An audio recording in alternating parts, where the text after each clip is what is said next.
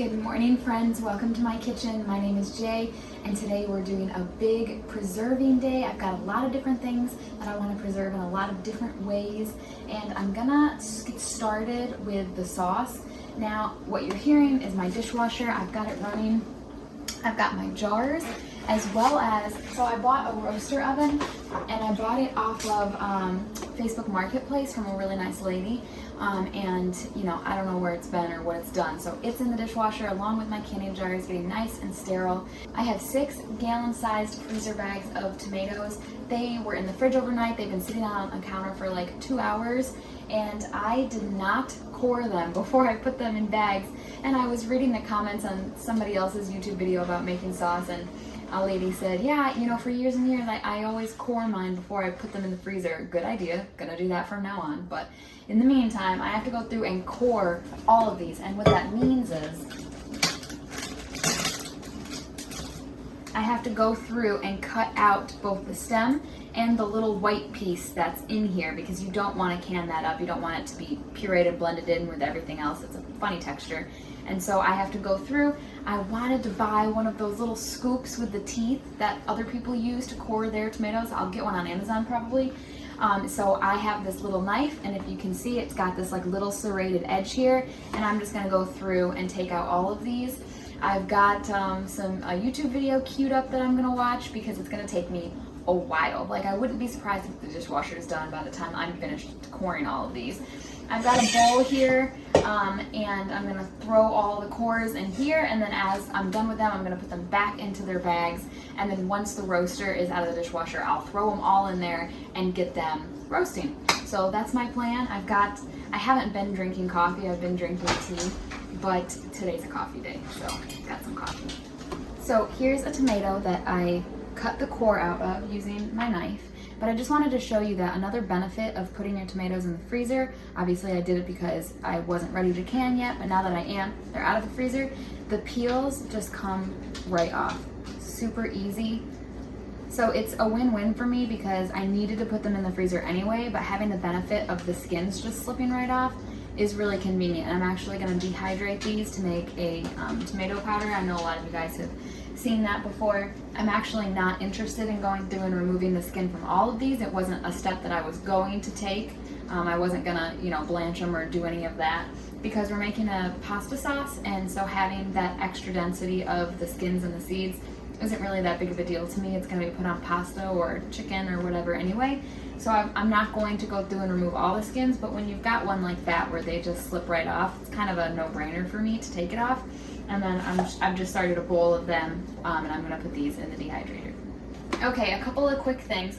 This is a Thornburns terracotta tomato, and this is fully ripe. This color is what it looks like when it's ripe. And cut into it here. This is what the inside of it looks like. A little bit of red, but mostly very orange. And then I can't afford to be picky about what tomatoes I use for this, because I do have some really, really good like Roma tomatoes to use for this, but not enough to have like a substantial amount of sauce. So I'm having to use even my cherry tomatoes as well as my slicers. So these are my black cherry tomatoes, and although they are tinted red, they're black cherry tomatoes.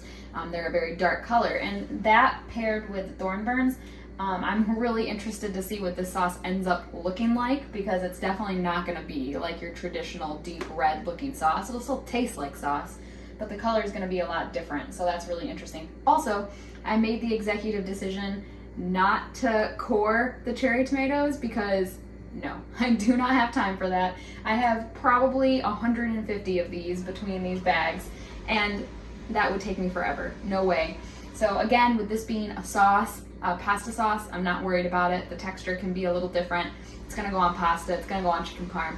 It's not that big of a deal. In the future, if I choose to, I really, really want a canned tomato soup. Tom really likes the tomato soup that I make, and I really want to can some to have over the winter.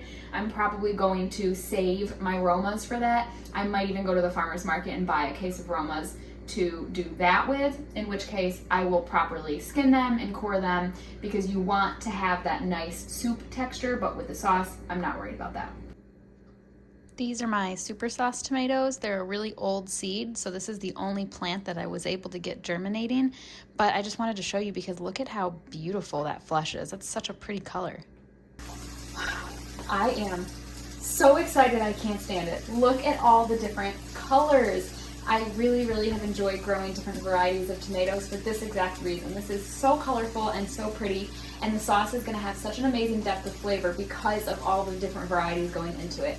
That's exciting. I made Tom get up and come in here and look a bunch of different times because I'm just so excited and so proud, and I'm sure this shocks no one, but this is actually my first time canning tomato products. Most of my canning experience is fruit.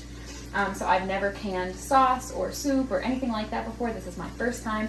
I feel pretty well equipped. I've read a lot of recipes. I have the Ball Canning book. I've watched a lot of YouTube videos. I have a pretty good idea of how I want to go about doing this, so I feel pretty comfortable, but you know, the fact remains, this is my first time. And this is my first time using this roasting pan that I got off Facebook Marketplace. And wow, it heats up really fast, by the way. I have it on 250 degrees. That's what I saw somebody else do on YouTube, so that's what I'm going with. And you can hear it sizzling. My hands are frozen. I'm not going to be able to feel my fingers for days because I took them out of the freezer and put them in the fridge last night, and then they've been sitting on the counter since about 5 o'clock this morning-ish, and they were still super frozen. And I went through and cored every single one of those, minus the cherries. And my fingers, oh my god, it was like painful towards the end there, but I got through it. I think what I should have done was actually put them in the fridge 2 nights ago instead of last night. That probably would have been better, but you live and you learn, it's no big deal. I got this beautiful bowl of tomato skins that we are going to dehydrate. I'll probably try to decide because we are dehydrating today. I think I want to dehydrate some mint, and I have some peach peels from my peach canning day with my mom that I want to dehydrate, and I want to use those in tea. And I would like to dehydrate like things together. So for example, the mint with the peach peels, it doesn't matter to me if those flavors mingle a little bit because they're going to be put in tea. So I'm not going to put my tomato peels in with peach peels and mint because that's just, those flavors don't match. So I'm probably going to throw a lid on this, put this in the fridge, and do this either later today or probably in the morning. I don't think I'll have time to do both. And that's fine. No big deal. So I'm going to go ahead and put the lid on this and let this get roasting. We'll check on it in a little bit, and then I'm going to get breakfast made for Tom and I because I'm super hungry. It's almost 9 o'clock now. This took me a long time, but that's okay. So I'll see you guys in a little bit.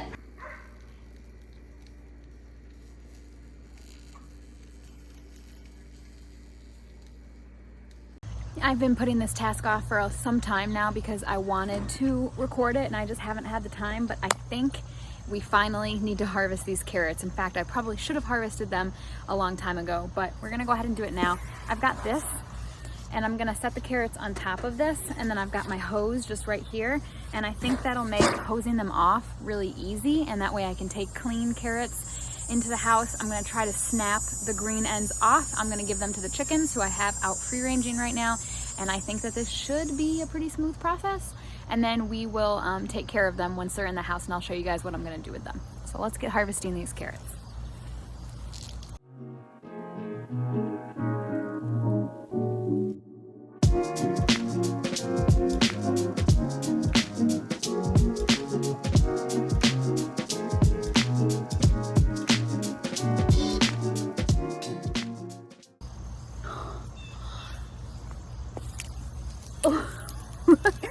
That's like the size of a parsnip. That is crazy. That is huge. This is a ridiculous carrot. This is how you know they're ready. This is called shouldering, and this is when the shoulder of the carrot pops out and it's telling you, hey, I'm ready. So let's go ahead and grab this guy. That's beautiful.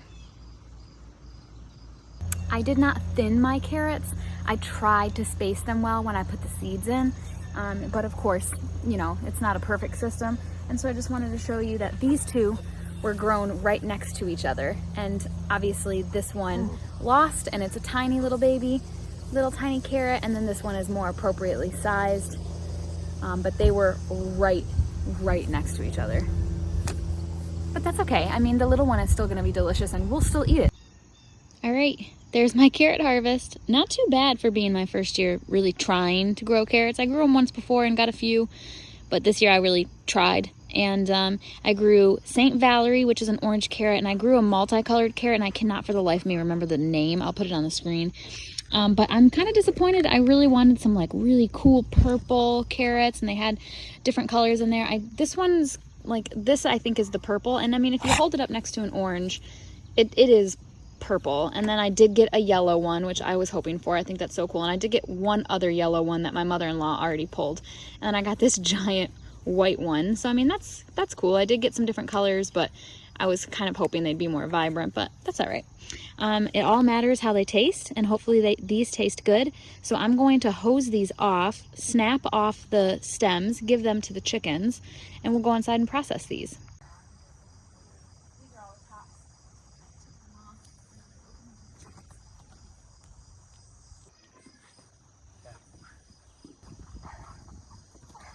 In the garden where they're not supposed to be.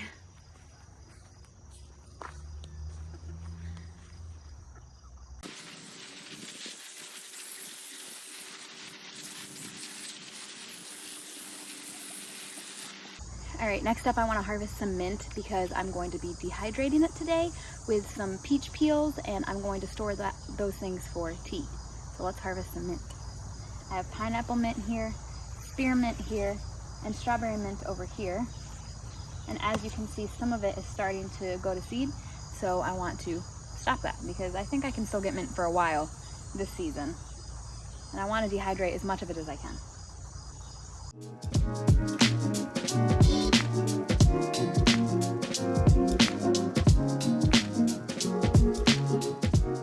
All right, we're gonna go ahead and get these things going for dehydrating.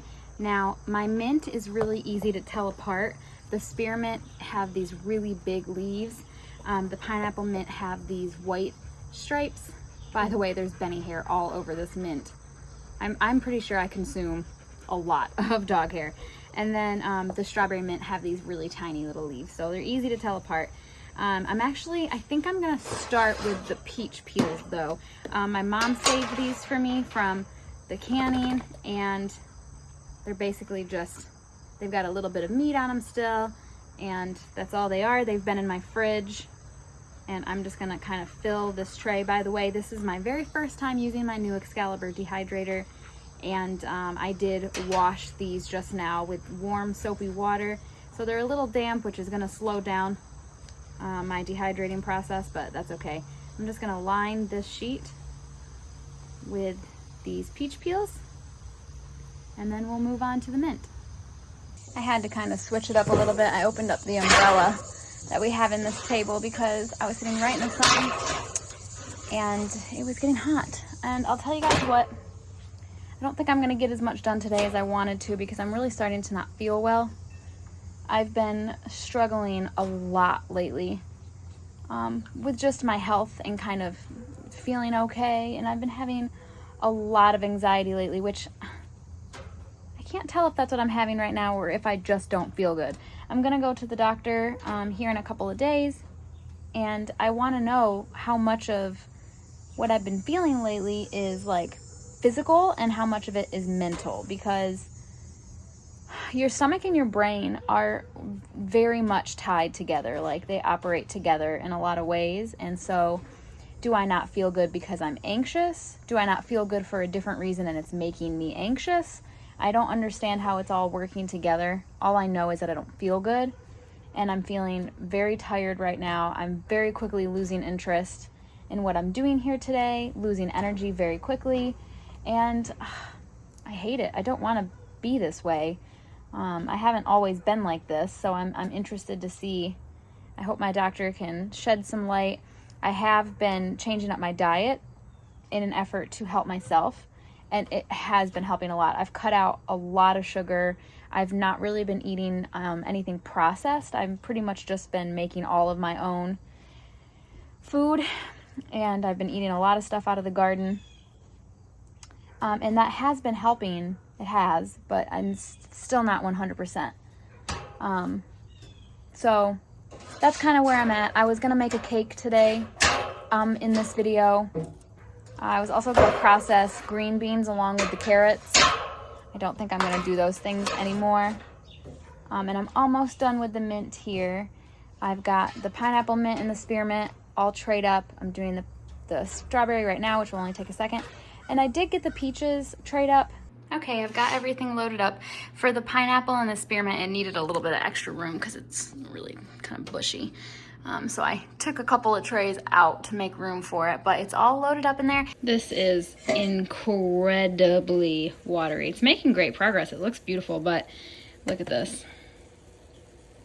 And I've done this a few times already, and I've just been pouring it into this bowl. And not sure if I should do this or not, but I've been just kind of throwing it into the garden. After it cools, of course. Seems like really nutritious water, right? I mean, I don't know. That's what I've been doing with it. I know that you can it as tomato juice, but I'm not doing that today. Maybe another time. Oh baby, I'm running out of steam. All right, I've got this stuff going in the dehydrator. We're gonna take care of these carrots. I was just mixing up the tomatoes and the roaster. Nothing's frozen anymore. I ladled off some of the juice, and they're doing great. So I think it is 11:30, and I need that to be in the canner no later than like 1:30. So I'm gonna give that probably another hour to roast, and then we'll get it in the food processor, get it all blended up, and we'll talk about that. But for the carrots, the method that I want to use to preserve these is what I've seen Becky from Acre Homestead do. But I watched that video a long time ago, and I can't remember exactly what she did, but I think what she did was just take the whole carrots. These are the bags that I had the tomatoes in, 2 of them. I turned them inside out, rinsed them, and turned them right back out. I'm pretty sure she just wraps them in a dry towel and stores them in a Ziploc bag in the fridge, I think. I'm pretty sure. So I'm gonna go ahead and do that, but I'm really not that worried about it because we don't have that many carrots, and we love roasted carrots, so it's very likely that we'll eat these before storage even becomes a problem. But I am still gonna go ahead and do it just so I can see if it works. So that's the method that I'm using, and I'll let you guys know if it works. I can't remember if the towel was damp or if it was dry. That's the thing, because the fridge keeps the carrots cool, but also fridges are very dry, and you don't want your carrots to dry out. I can't remember if the towel that they were wrapped in was damp or dry. That's the only piece of the puzzle that I'm missing. But we're gonna try it this way and see how it goes. Plus the inside of the bag is still kind of damp, so hopefully that'll lend enough moisture for them to be okay for an extended period of time. And when I say extended period of time, I mean like 2 months. I'd say we'll probably have these eaten in 2 months. All right, so those are the carrots. I'm gonna stick those down in the crisper bin in our fridge, and I'm gonna go lay in the bed for a few minutes because I am feeling very tired. Okay, so that didn't exactly happen in the order that I said it was going to. I got out of the shower and felt motivated to get ready, so I got ready. And what I did was I took the lid off of the roaster and let a lot of that water kind of evaporate off, and those tomatoes are looking really, really good. So we're gonna get those in the food processor all nice and blended up. I have my jars, I've got a dozen between this and the dishwasher, but I don't know exactly how much sauce I'm gonna end up with, so I have 5 jars out here. I'm gonna go ahead and prepare these. I imagine I would have enough for 5 jars. And then I've got the lids simmering on the stove to sterilize them. And I've got my water bath canner on the stove full of water, and it's coming up to temperature. So because we're doing a pasta sauce, I want the jars to have some seasoning. So this is equal parts oregano and basil from the garden that I dehydrated earlier in the season. And I'm gonna add half a teaspoon to each jar. Now, when you're canning tomato products, you do need to add some sort of acid. Tomatoes are very acidic, but it's very difficult to know how acidic what the acidity levels are from tomato to tomato because it varies. So you do want to keep that consistent and add the same amount to each jar. You can either do citric acid or lemon juice. I'm going to do lemon juice. I'm going to add a tablespoon to each jar, but if you want to do citric acid, you're going to add 1/4 of a teaspoon to each jar. Now for the tomatoes, I'm going to use a slotted spoon to get them out of the roaster pan and into my food processor. It's going to take a little longer because this isn't a huge spoon, but I want to do it that way because I can let a lot of that water kind of sift out of there before adding it. Remember, anytime you're processing something in your food processor that's hot, the little insert that goes in here, you want to take that out because the pressure will build up and it'll become unsafe. The steam needs to be able to vent while you're processing this. Now I have my little funnel here, and I'm just going to ladle, without trying to make too much of a mess here, into the jars. You want to leave 1/2 inch of headspace, which you can measure using this little tool. And that's just about perfect.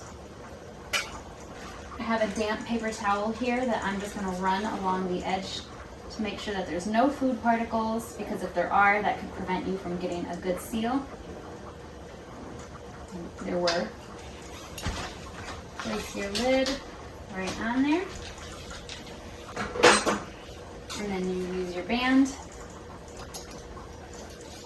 and tighten it just until fingertip tight, which means that just the amount of effort that you can exert with only your fingertips. And this is ready to go in the canner. So I'm going to go ahead and do that to all of these, and I'll be right back. Okay, so I ended up with 7 jars, which is interesting because that's my lucky number, so that's cool. And now what we have to do is go ahead and get them into the water bath canner here, which is already really boiling. Gotta be able to see what I'm doing here.